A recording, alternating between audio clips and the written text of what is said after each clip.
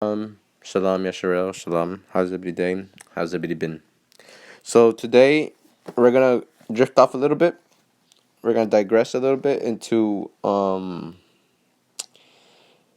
is everyone guilty before God? Right? And what about those who didn't receive the law of God? Right?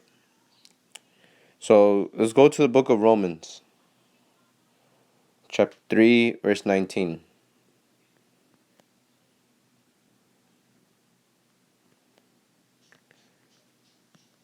Book of Romans, chapter 3, verse 19. Now we know that what things soever the law saith is said to them who are under the law, that every mouth may be stopped, and all the world may be guilty before God. So over here we have everyone being guilty. The whole world may become guilty before Elohim. Because why? Those who are under the law are supposed to teach the law. Right? Those who are under the law are supposed to teach the law. So that way it could be holiness throughout the whole land. Right? So I'm going to read it again. Now we know that what things soever the law saith is said to them who are under the law, which the law was given to the Israelites, right? Given to Moses by God, right? So that's who is the law for, right? So what this letting you know is everyone needs to follow the law of God. So you must teach people the law of the Most High. Romans 2 and 12. Romans 2 and 12. For as many as have sinned without the law shall also perish without law, and as many have sinned in the law shall be judged by law. So, without the law are the heathens. Without the law are the heathens around about us, right? They gonna perish still, right? All matter of sin, right? No one will be able to escape the judgment, right? Because the Lord says, "For as many have sinned without the law shall perish without law," right? And for those who do know the law shall be judged by the law. So it doesn't matter what you do, right? So in the times of King David and King Solomon, there was putting nations under subjection for them to follow their God, for them to follow the true God of the heavens and the earth, and not go into idol worshipping or paganism, right? So in the book of Second Chronicles,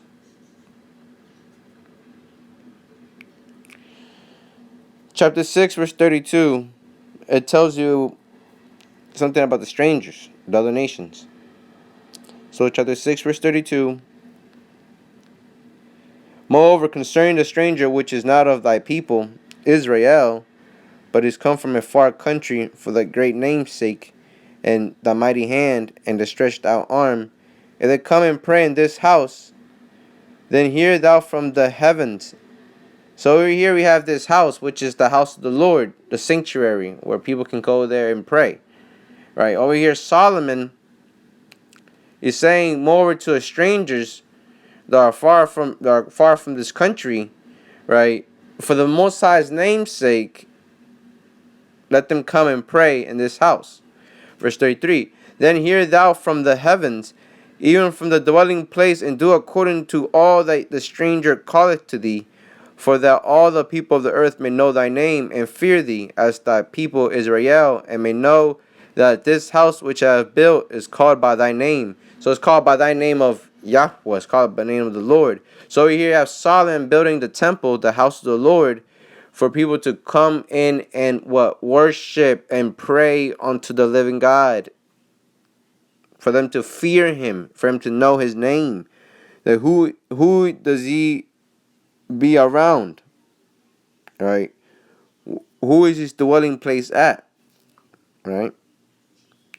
So over here we have all nations can come to this temple. So that lets us know that all nations at one point was going to that temple because they feared the Lord, they feared the Lord our God. Right? Let's go to Psalms 19 and 2.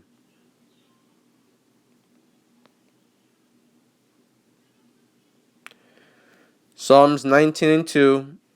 Day unto day uttereth speech, and night unto night showeth knowledge. So the knowledge of the night is what? The stars, the moon, the earth, right?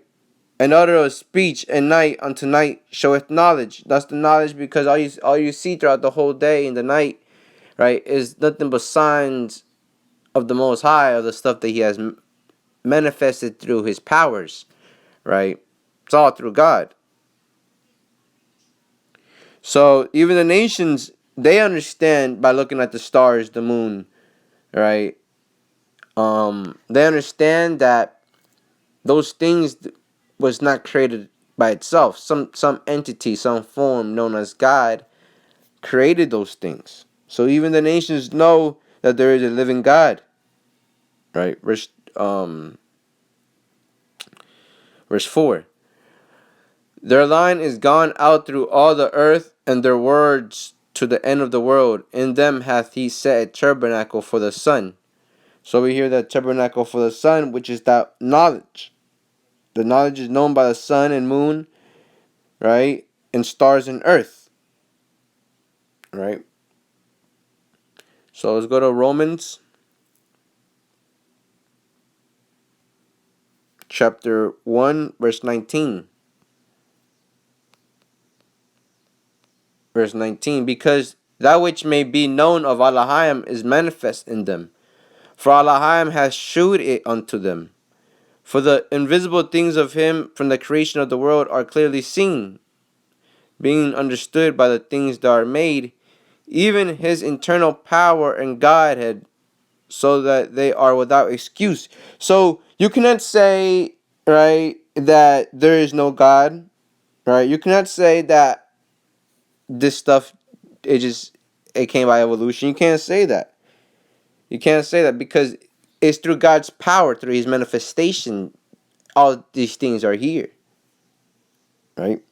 So that way you cannot be without no excuse, because you know there is a God that created all things, and that God liveth, and He gave His statutes and commandments to a specific group of people, right? Verse 21.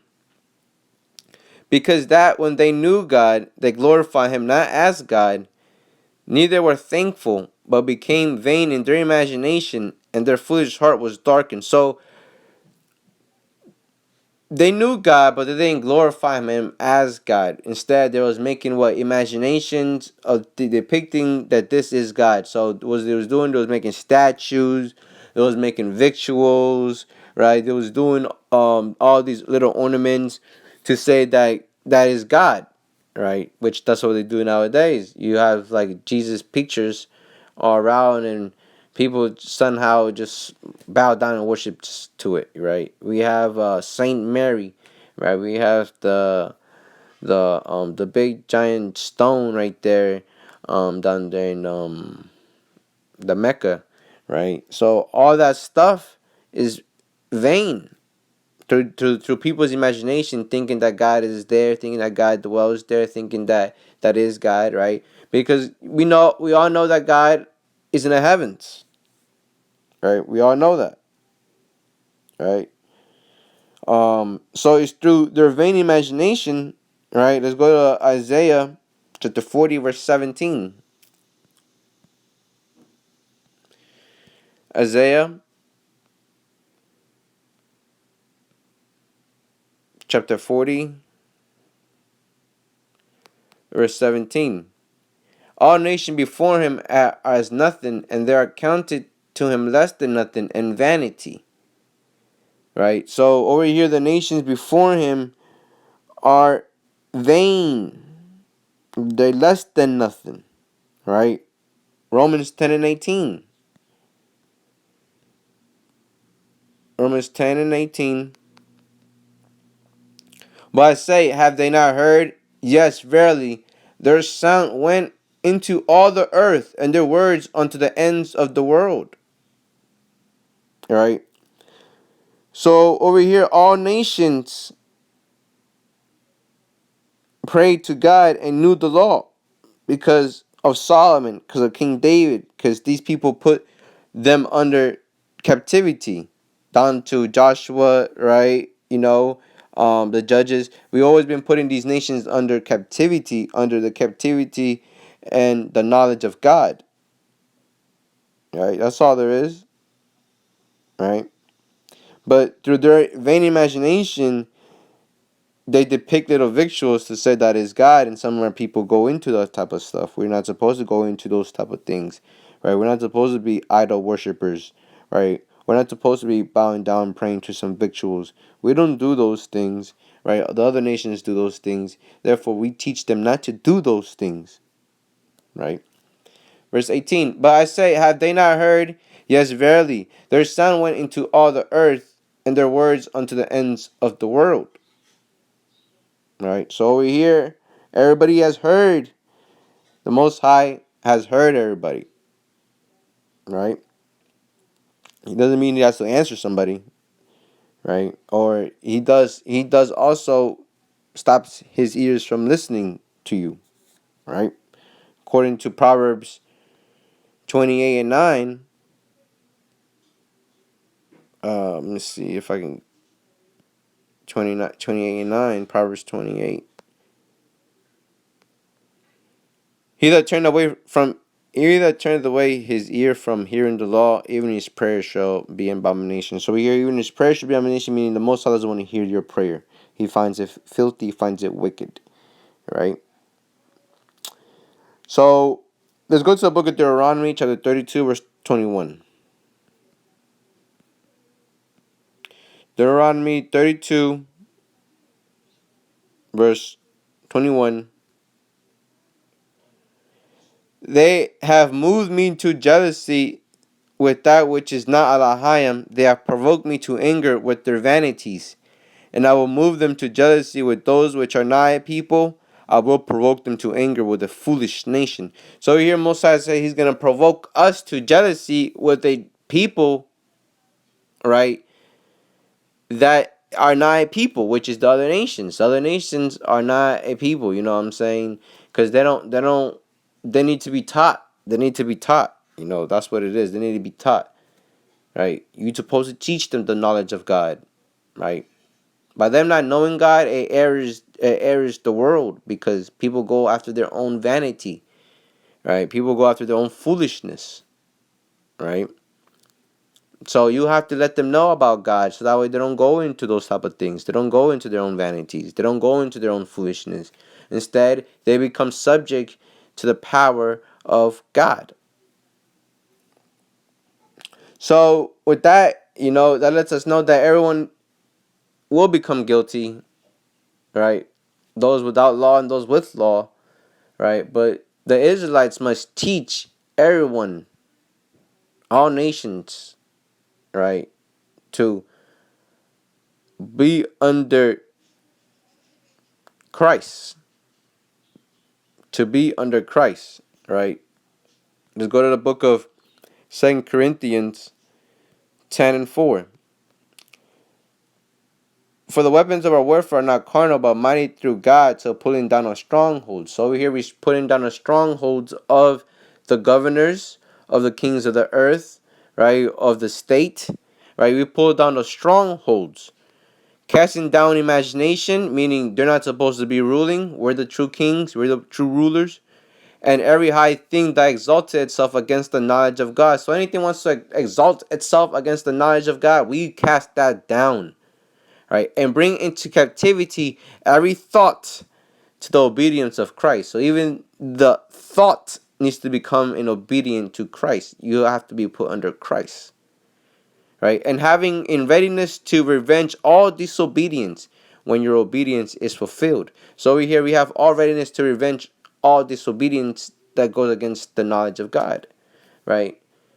So that lets us know what? That we supposed to be in control. We the ones supposed to be kings. We the ones supposed to be running things, not other nations running us. Right? Because the knowledge of God lets us know that we are the heirs. We are the priests of this world. We are the judges of this world. Right? 2 Corinthians 6 and 2. For yet say I have heard thee in time accepted, In the day of salvation have I secured thee. Behold, now is the accepted time. Behold, now is the day of salvation. So now we have the day of salvation. Now is the day of salvation. You are saved when you let Christ go inside you and you know that you have power through Christ. That's the day of salvation. The day of salvation starts now. It starts today within you. So with that, Israel, shalom.